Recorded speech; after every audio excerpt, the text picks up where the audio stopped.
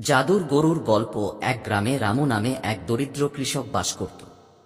তার ছোট্ট একখণ্ড জমি ছিল, কিন্তু তা থেকে ফসল তেমন ভালো হতো না।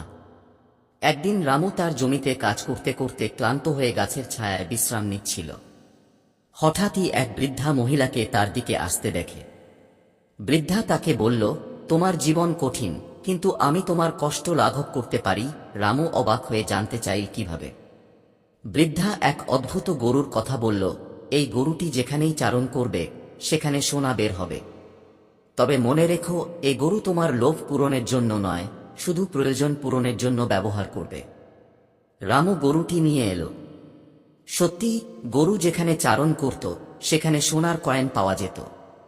রামু তার অভাব দূর করল। গ্রামে সবাই তাকে সম্মান করতে লাগল। কিন্তু ধীরে ধীরে রামুর মধ্যে লোভ বাসা বাঁধতে শুরু করল। সে ভাবল, যদি গরুটিকে আরো বেশি ব্যবহার করি, আমি আরো ধনী হতে পারব। তাই সে গরুকে দিনের পর দিন চারণ করাতে লাগল।